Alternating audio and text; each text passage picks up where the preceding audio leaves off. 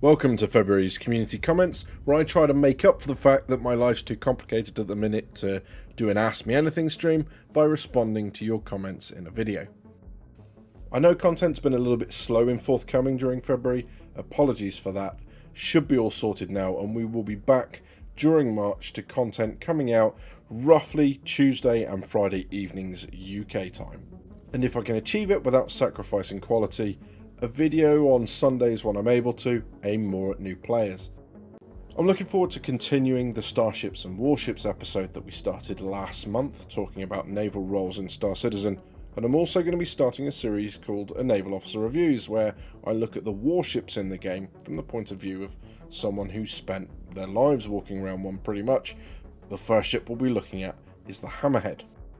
And if my luck holds, there'll be a CPU and motherboard upgrade this month, which is really exciting. And I appeared as a guest on another channel, so check the description or stick around to the end to find out more. Considering I started this back in mid-November, it's been absolutely mental to already have gone past 1,000 subscribers. And all I can say is thank you. It's been mind-blowing how stuff has moved so quickly. Some great supporting comments. Really good feedback as to how I can improve, and I'm hoping that very soon I can get a community Discord up and running and get you guys in so we can kind of talk away from the videos.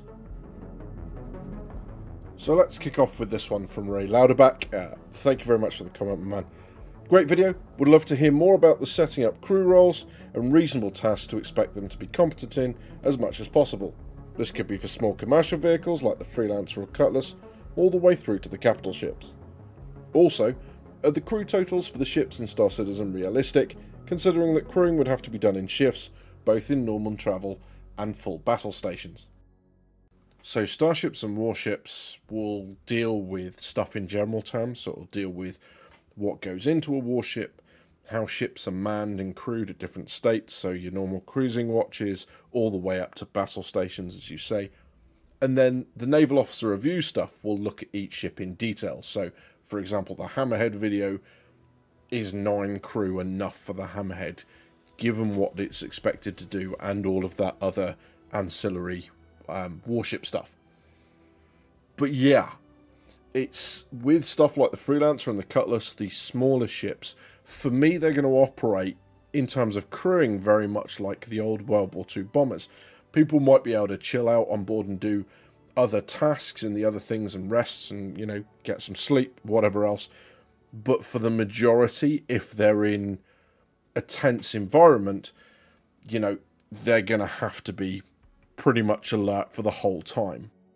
From what we see at the moment, both in terms of crew numbers and in terms of things like fuel and endurance, which is pretty important, they seem to be very much kind of the medium range stuff. The only point at the moment where it becomes obvious that you're going to need a constant human crew rotation to keep ships flying are the capital ships like the Javelin and bigger.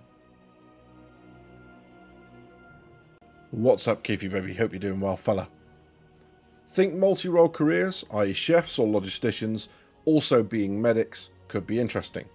I've heard new mechanics for the medical role are being developed as we speak. Yeah, medical tier 0 gameplay is on 3.14 off the top of my head, I think, on the roadmap. And this is going to be not only medical attachments for your multi-tool, it's also going to be the ability to heal other players, to heal NPCs, and kind of core to any sort of medical gameplay, really. In terms of logisticians and chefs and stuff on board, doubling as medics, yeah, I think there's going to be a lot of that. I think there's going to be a lot of people doubling up as things. The engineer likely will double up, you know, and your just turret gunners are all going to have ancillary roles as well. I don't see logistician and chef being something that's going to occupy you all the time in the same way that gunner is. I think people are going to want something a little bit more fulfilling. I think the exception to that is like the Bengal, a carrier that's not only going to have to worry about stocking itself up, but missiles and countermeasures and everything else for its embarked fighter wings. This comment from Laverian. Goddamn, this is some cool content, man. Shame you have so few subs and all that. Keep the magic rolling. Never has a comment made me so happy and so sad all at the same time. It's like giving me a hug and kneeing me in the balls all at once. Seriously though, man, thank you very much for that. I hope you're doing well.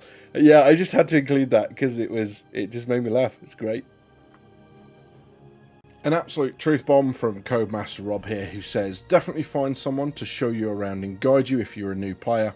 It can feel a little overwhelming to drop in on your own with no knowledge of the game and try to find your own way around and learn all of the systems it offers.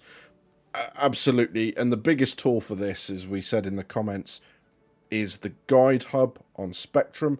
I'll leave a link down below. You can find myself in there as McBadgers, just MC Badgers. Or Rob's in there as well, so check him out under Codemaster Mar. It's the second comment. Last word, come and find us and we'll give you a hand, as will anyone in there. You can tell it what you're after, whether you're after FPS combat, mining, exploration, ship combat, whatever, and people who feel confident in those areas will then be able to back you up and help you out. And then part of this monster comment from Latech, I'm sorry I only included the first part, brother, but that comment was huge. It was massive, where he says, I think salvage will be in the patch or the patch after, but not by salvaging the hull of a ship, actually getting the components. The reason behind this is, how will CIG visually show you salvaging the hull of a ship? If I'm not mistaken, there are no systems for this right now, and when you consider that the parts of the ship stay after a ship is destroyed, they're pretty buggy, they have no interior design, and despawn almost immediately, I would anticipate the following for Salvage Tier 0. We'll only be able to salvage select ships, or more precisely the wrecks that are scattered around the verse, for the missing person, missing cargo, and black box missions. And in these ships we'll be able to get components and use the new cutter tool to cut open some select surfaces. Doors would be one good example. Yeah, absolutely. I was thinking purely from the point of view that I didn't see anything about components in ships on the roadmap. But of course, what you're talking about, it doesn't need to be, because they're not adding them to all ships. They're just adding them for either brand new salvage missions that may be completely separate to what we have now, or the missions that you listed where maybe it's just something extra you can grab for money. Maybe it forms its own mission as part of that, and you can make even more money from them. It's kind of either or. But yeah, I think you're right in that there isn't... My prediction was that we might be able to get ships and take them to pieces. And my thinking for that was that, you know, you would take something to pieces, and we already have the mechanism for having scrap in a cargo hold. I don't know. I'm going to be really interested. I'd be happy either way, to be honest, and just see where they go with Salvage Tier 0. I just want to kind of see how it goes. I really want to play with a Reclaimer. And I'm really excited to announce that I was asked to be a guest on the Info Runners YouTube channel. That video will be coming out just before this one, so the link's in the description. Go and check it out and go and give the Info Runner guys a look if you haven't done so already. And if you've got any questions you'd like me to ask in the next community video at the end of this month, then feel free to ask them in the comments below. Doesn't need to be limited to Star Citizen. You've been watching Drinkers with Gaming Problems. Thank you very much for stopping by. I'll see you soon.